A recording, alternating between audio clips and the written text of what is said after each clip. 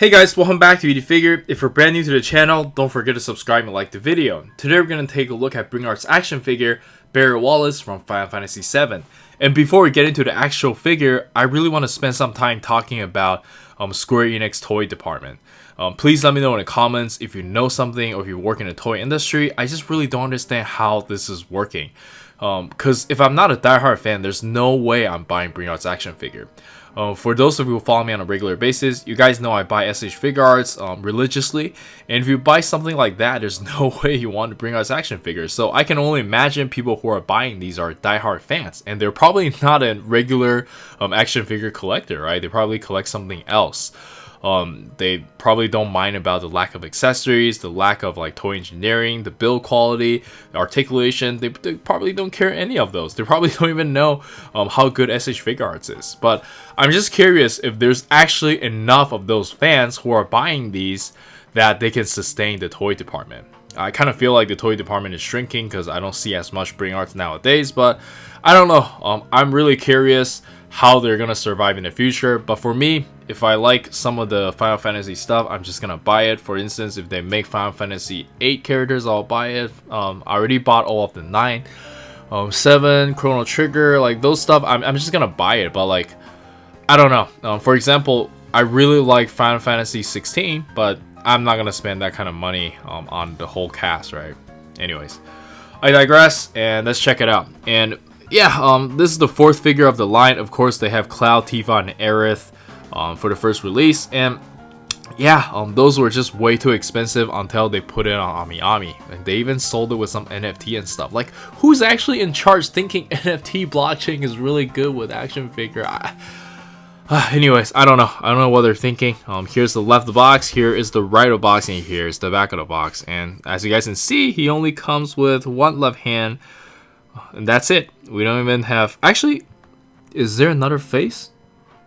Let's find out. Let's bust this thing open and see what we got. And here's the figure still in the packaging. And yes, one interchangeable hand is all he came with. Like, this is absolutely ridiculous. We even got some instruction paper teaching us how to change... Dude, this is the aggressive waste of natural resources. Like, I don't understand. Like... Who is supposed to read this? Like, if you can afford this, I'm pretty sure you're old enough to know you can. Well, whatever, man. Like, yeah, let's check it out.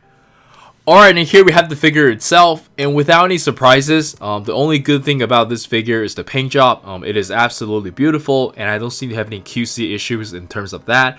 But the articulation is very, very scary to handle with. It's actually not as bad as I imagined, but just so you know, like, my leg is super, super loose, and this part of it is also very loose.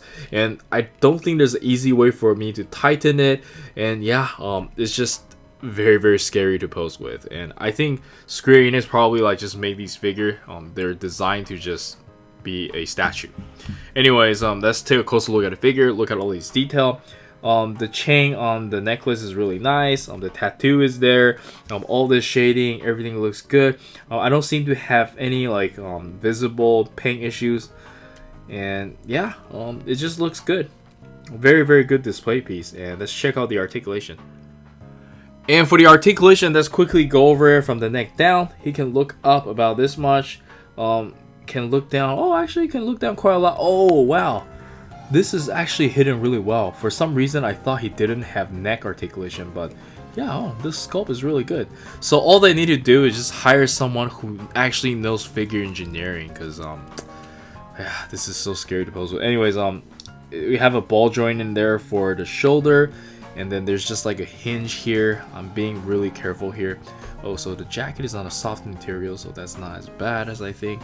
And then you have bicep swivel, which works really well, and then we have a joint here. And historically with these joints, you also have to be really careful. And you can bend about this much. And for the fist, I took this off earlier. We have like a joint over here with a hinge. You can see like these residual plastic is not even cleaned properly. You can just tell like the engineering department is really bad. But yeah, if they hire someone from SH Figuarts, it might improve this. I don't know, but please.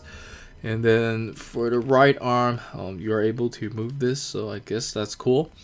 And again, for the leg, actually for the ab crunch, it's almost non-existent, but you do have a ball joint there, but this part is a hard piece, so you can't move it. And for the leg, yeah, this is super loose. I don't know why like this can be this loose. Please in the comments, if you have a copy that's actually tight, let me know. But mine is like wobbly, and this is always really bad when it comes to action figure. Yeah, I'm not even using a lot of strength. I'm just wiggling around. Well, it doesn't stop him from standing, but it's just like really annoying because he has like big foot. So yeah, he's quite stable. And we do have some crackling joints over here, so I guess that's nice. But yeah, I'm scared to like swivel this because this part of it is like so loose. And then the hinge is actually pretty good. This hides the joint pretty well, I would argue.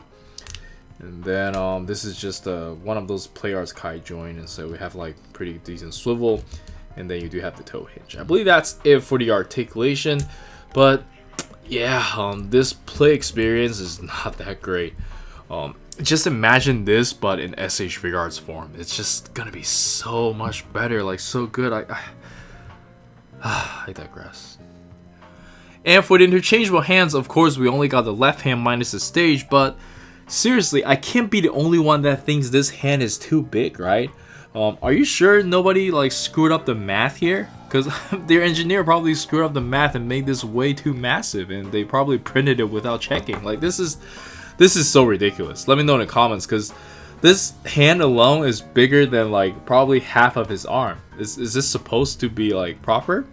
Like, I understand like back in the days when these games came out, like, you know, the 3D models and stuff were like all mushed together. You can't really tell the size of the arm, but like this is ridiculous, right?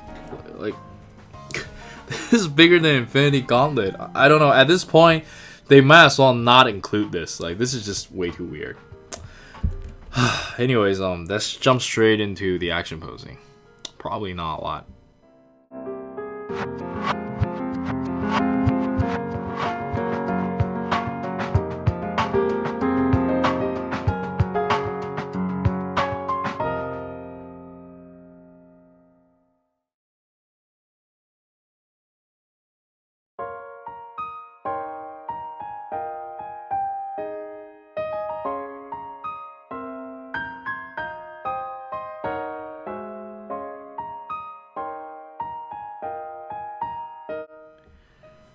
And for the size comparison, let us start with some Dragon Ball SH Figuarts, and I think they look pretty good together. And next up, we have some One Piece and Jujutsu Kaisen SH Figuarts. And then we have my favorite, the Naruto SH Figuarts. And at the time of this video, I just saw the announced Pain. Very excited for it. Yeah, I'm just very happy for the Naruto line. And lastly, we have some Mayfex and the usual Figmas I have around. And let's jump straight into the final thoughts. Alright, so for the final thoughts, the more I look at this figure, the more that I like it. Aesthetically speaking, it's pretty much perfect in my opinion. So if you're a big fan of Final Fantasy VII, I would still recommend it, even though it's kind of pricey. But now that I think about it, like all Final Fantasy merch are pricey anyways, right? And I don't think we're gonna have any other choices ever. So yeah, I do recommend this figure. The paint job is just really good. Can't say the same for articulation and the rest of the stuff. And I know I'm very critical earlier when it comes to Square Enix, but the more I reflect, the more I feel like that's not really fair, because I can't really put my opinion or my standard on everybody else. Same with everything in life, right? Like you can't just you know, force people to think like you.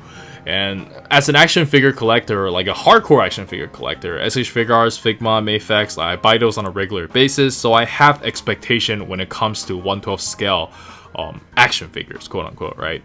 I care about accessories, I care about durability, I care about articulation, but none of that is Bring Arts, right? Like Bring Arts does not cater to us. It is catered to people who are a big fan of Final Fantasy and who probably doesn't collect action figure as much. They probably care about statues. So like, to me, Bring Arts is like a really beautiful statue that kind of moves. So yeah, now that I think about it that way, I feel a little bit better. And let me know in the comments on what you think. But it's kind of an unfortunate situation where I am an action figure collector and a big fan of Final Fantasy. Like, I also really like Kingdom Hearts, but like Bring Arts is just not doing it for me because I am an SH Figuarts or action figure fan. But anyways, I digress.